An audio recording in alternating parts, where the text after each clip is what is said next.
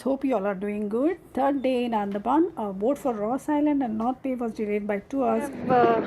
Third day in Andaman, and we have landed in. We took a boat to. We took a boat to North Bay Island.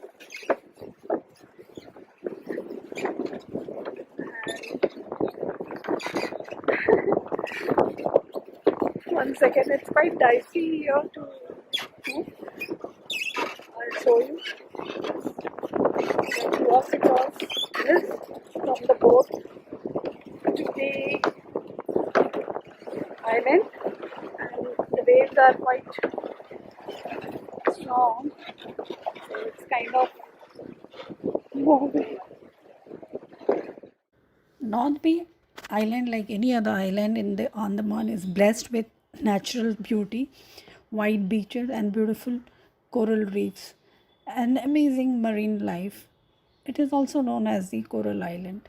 Since we had only 1 hour here due to the boat delay, we thought of doing snorkeling as we had missed it at Havelock due to the beach closure. We enjoyed watching the beautiful coral reefs and the different species of fish. Unfortunately, the snorkeling experience in itself was a big disappointment.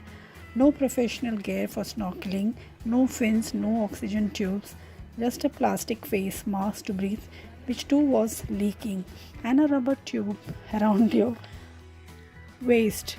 I have done snorkeling at better places. The amenities like shower room and bathroom was poor compared to the Havelock Islands. Also would like to share a very important aspect about North Bay Island. If you can check the old Indian 20 rupees note, the orange one, you will find the picture of North Bay Island on the back side of the same.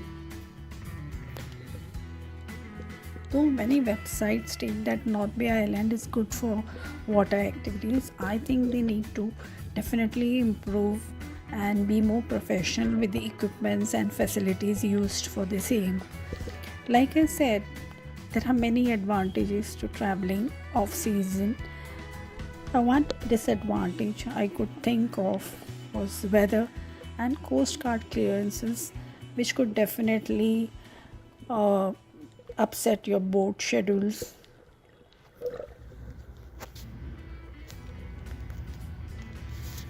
North Bay Island also has a lighthouse, the route to which was closed due to construction work, so we couldn't see it. We also could not explore the heavy forest of North Bay Island, again due to limited time here.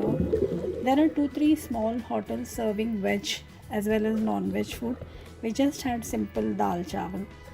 There were also a few stalls in the island selling t-shirts, swimwear, etc. at a very nominal cost.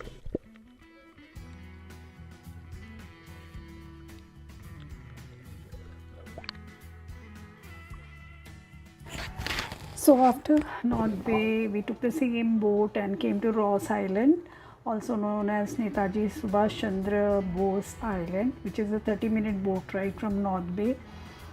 It's most famous for the old ruins of British and Japanese structures, tsunami, earthquake, and of course time has destroyed all these buildings. Ross Island or Netaji Subhash Chandra Bose Island is an abandoned island now. People also say it's a haunted place, though nobody's sure about it. There are ruins of British administrative buildings on this island, also ruins of penal colony or a jail where large number of Indian prisoners who had fought for the Indian mutiny were jailed here and tortured. After World War II, the Japanese occupied this island. This island used to have many buildings, including a printing press, British administrative buildings, the Chief Commissioner's bungalow of British era, clubhouse, in fact, even a swimming pool, structures of a swimming pool, and clubhouses. You can imagine What a luxurious life these Britishers lived on Indian soil. And the saddest part is all these buildings were constructed using these Indian prisoners who were made to work and tortured at the same time. I mean, to think about these things, it's really sad. Now this place is in total ruins, even though it is very beautiful, surrounded, this island surrounded by the Bay of Ocean, blue sea and sky. No humans inhabited this island except for 8 to 10 people who are looking after the maintenance of the powerhouse, which is still working there. Now this place is inhabited by a large number of deers, peacocks and different birds, even snakes. When I was walking around in the ruins, I was told by the guide to be careful. There are big snakes there, and sure gave me the creepy feelings. Even though I love the ruins and all those things, the history behind these ruins made me really sad, I actually felt, I was, at one point I was in tears just imagining, because I saw the remnants of the penal jail. To get a beautiful view, we have to come to the highest point, and from there we have to climb down this man-made stairs. Let's see what is ahead.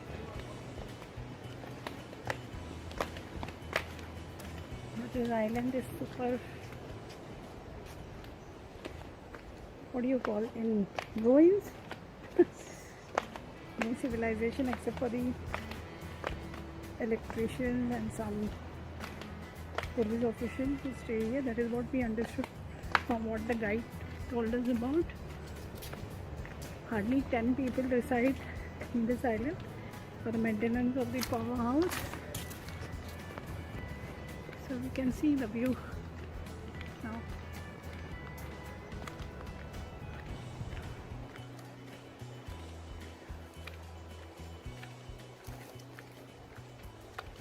Oh, look at this deer. It's so dear. I love deer. They have an innocent look on their face, like babies. They're so harmless. Really like babies. Oh, beautiful view from here.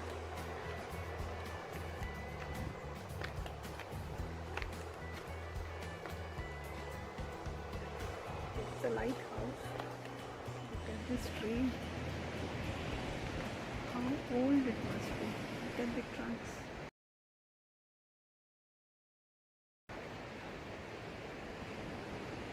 They have their own stories to tell, right? When I visit such places, I get a feeling how life could have been that time. And somehow,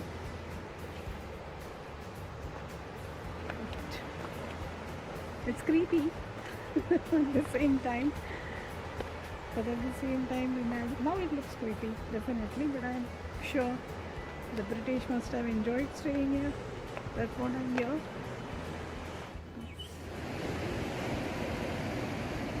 Oh, you have to be careful. The coconut can fall on your head.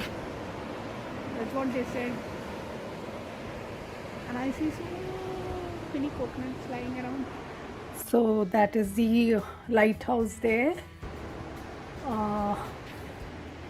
From the highest point of Ross Island, you can view the lighthouse. So now we are about to enter old church of British era. Now, of course, like everything else, it is in ruins. But I love historical ruins. I love visiting historical ruins. It's a Presbyterian church, apparently built of stone, and the windows had frames made of Burma teak and stained glass from Italy. Oh, it's apparently more than 100 years old. Wow, it must have been so beautiful once upon a time. Let's see what is left of it in the inside. Not much. The guide says the cyclone, tsunami, everything has led to the destruction of this monuments here.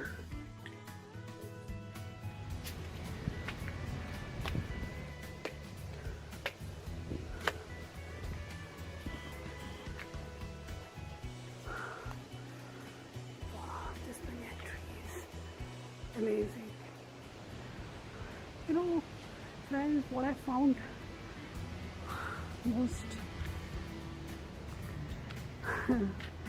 different here, normally it's humans who hold on to trees and all those things.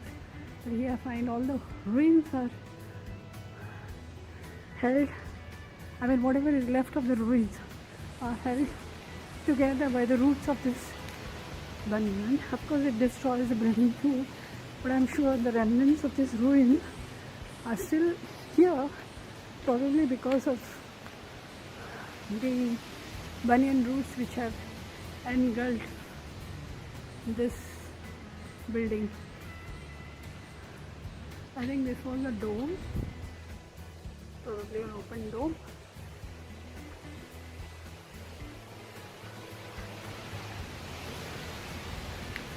And this is the entrance from where I just walked in. Must have been beautiful once upon a time. So we were on our way back in the boat to Port Blair. It's Munda Pahad beach. So after visiting North Bay and Ross Island, we came to visit Munda Pahad, also known as Chidiya Tapu, because Chidiya means bird and Tapu means island. It houses more than 300 types of different birds. This beach is covered by mountains on one side and mangroves adjacent to it. Beautiful location, beautiful beach, lots of trees uprooted because of the tsunami. And but of course you can't swim in this beach because of the coral hard bed of the sea. Swimming is not allowed here. So it was already closing time for the national reserve, so we got hardly 5 to 6 minutes at this national reserve. Then we came down and sat to watch the sunset at this beach. Beautiful sunset, but because of cloudy weather, the sun was peeping out from behind the clouds, but all the same it was a beautiful day. Me posing with the uprooted trees of the tsunami and enjoyed some jalmuri kind of a bale here at Chidiya Tapu. Overall a very busy, well spent day. So that's for today, friends. Thank you for watching. Please do not forget to like, subscribe and share for more interesting vlogs. Stay healthy and happy. This is Sandy signing off.